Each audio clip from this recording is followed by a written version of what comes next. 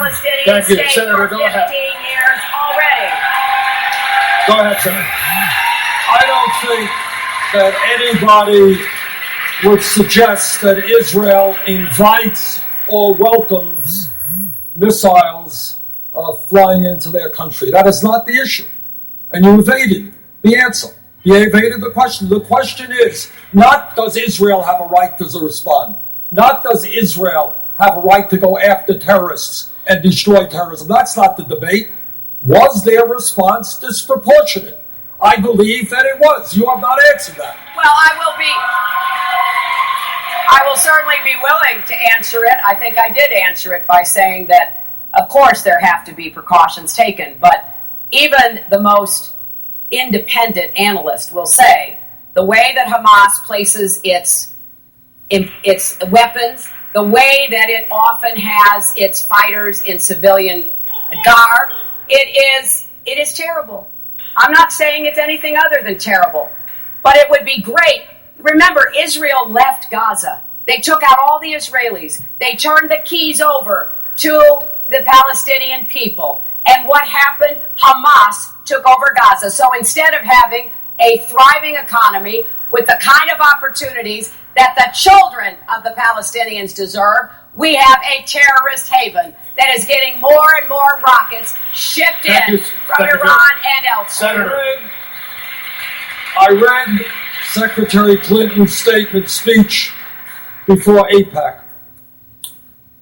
I heard virtually no discussion at all about the needs of the Palestinian people. Almost none in that speech. So here is the issue. Of course, Israel has a right to defend itself.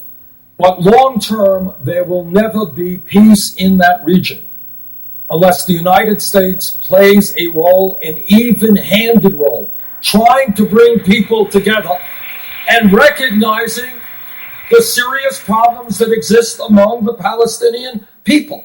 That is what I believe the world wants us to do, and that's the kind of leadership that we have got to exercise. Well, if I want to add, again, describing the problem is a lot easier than trying to solve it. And I have been involved, both as First Lady with my husband's efforts, as a senator supporting the efforts that even the Bush administration was undertaking, and as Secretary of State for President Obama. I'm the person who held the last 3 meetings between the President of the Palestinian Authority and the Prime Minister of Israel. There were only 4 of us in the room: Netanyahu, Abbas, George Mitchell, and me. 3 long meetings. And I was absolutely focused on what was fair and right for the Palestinians. I was absolutely focused on what we needed to do to make sure that the Palestinian people had the right to self-government. Thank you. And I believe that as president, I will be able to continue to make progress and get an agreement that will be fair both to the Israelis and the Palestinians. Final word, without Senator. Go ahead. ever undermining Israel's security. There comes a time when, if we pursue justice and peace, we are going to have to say that Netanyahu is not right all of the time. Well, Secretary. I have spoken about and written at some length the very candid conversations I've had with him and other Israeli leaders. Nobody is saying that any individual leader is always right. But it is a difficult position if you are, from whatever perspective, trying to seek peace, trying to create the conditions for peace, when there is a terrorist group embedded in Gaza that does not want to see you exist. That is a very difficult challenge. You gave a major speech to AIPAC, which obviously deals with the Middle East crisis, and you barely mentioned the Palestinians. And I think, again, it is a complicated issue, and God knows for decades, presidents, including President Clinton and others, Jimmy Carter and others, have tried to do the right thing. All that I am saying is we cannot continue to be one-sided. There are two sides to the Thank issue. you, Senator. Thank you, Secretary. We have to take another quick break for much more on the CNN Democratic presidential debate, live from Brooklyn, New York. That is coming up right after this. Well, what do you think so far? It's interesting. It's one way of saying it. Let me get my other one over here. I have two podcasts going on. I do have a Spreaker.com. I have a podcast there. So, we've been listening to the New York primary debate with candidates, presidential candidates.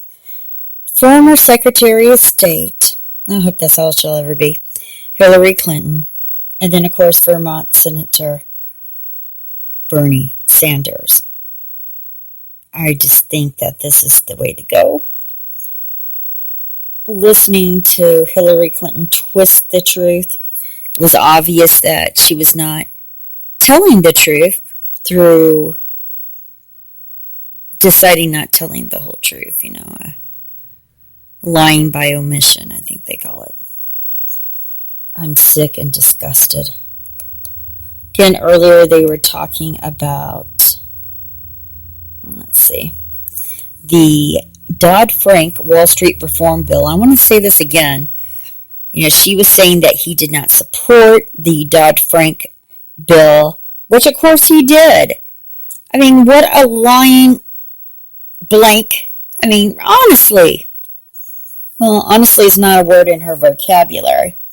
Looking at July 2010, in regards to the Dodd-Frank Wall Street Reform Bill, Sanders worked with Republican Congressman Ron Paul in the House to pass a measure as part of the Dodd-Frank Wall Street Reform Bill to audit the Federal Reserve, revealing how the independent agency gave $16 trillion in near zero interest loans to big banks and businesses after the 2008 economic collapse.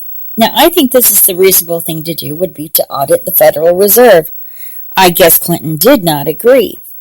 So I hope you can hear me on Blog Talk Radio.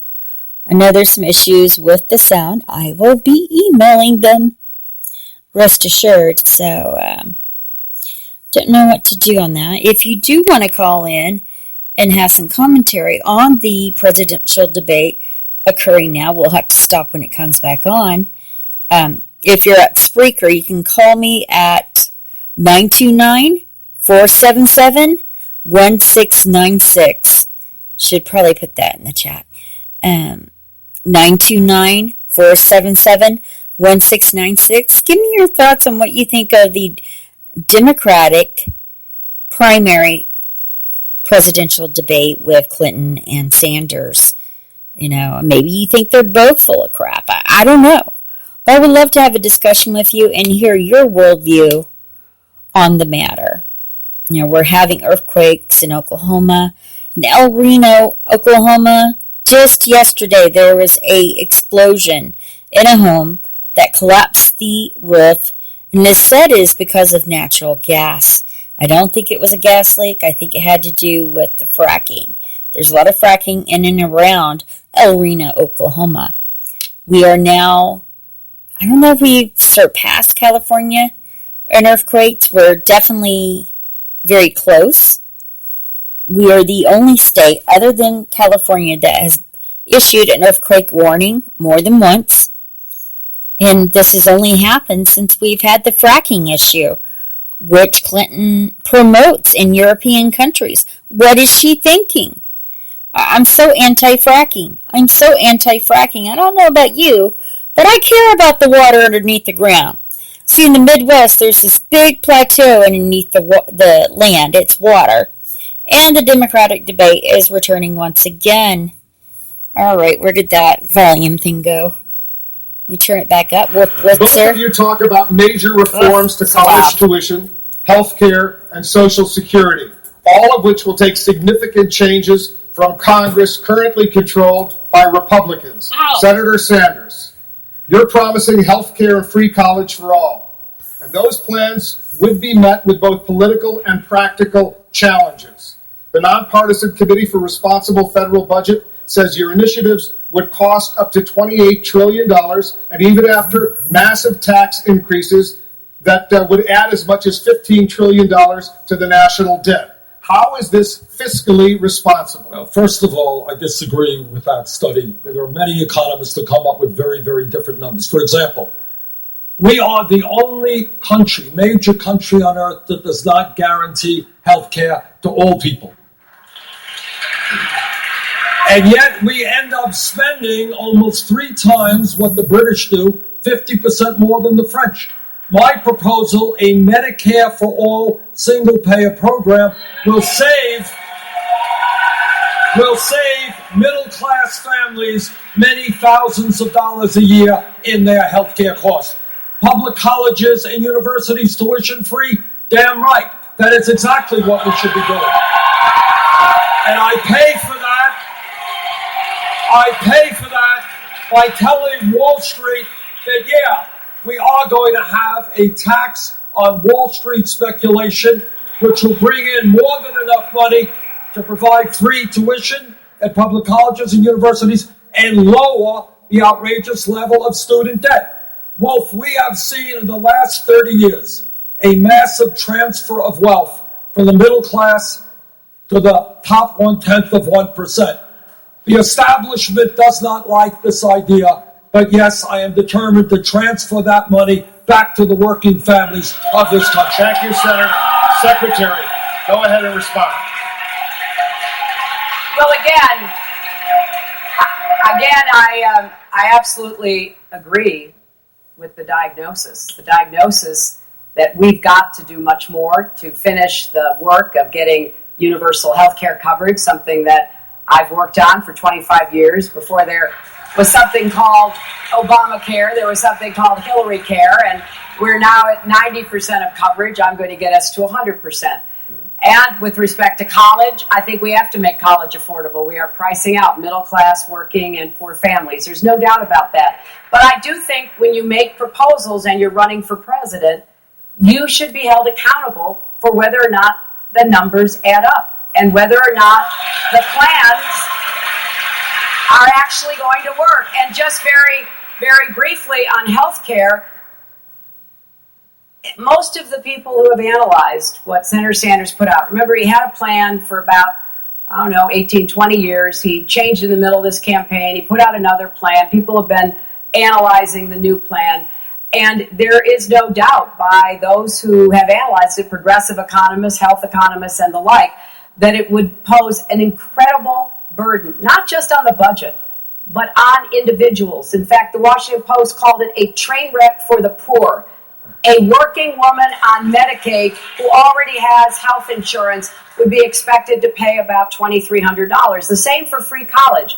The free college offer, my late father said, if somebody promises you something for free, read the fine print. You read the fine print, Secretary. and here's what it says. The fine print says this, that the federal government will cover 2/3 of the cost and require the states, even those led by Senator, Republican governors, to carry out with the remaining 1/3 of the cost. We are not a country that has the courage to stand up to big money and do what has to be done for the working families of this country.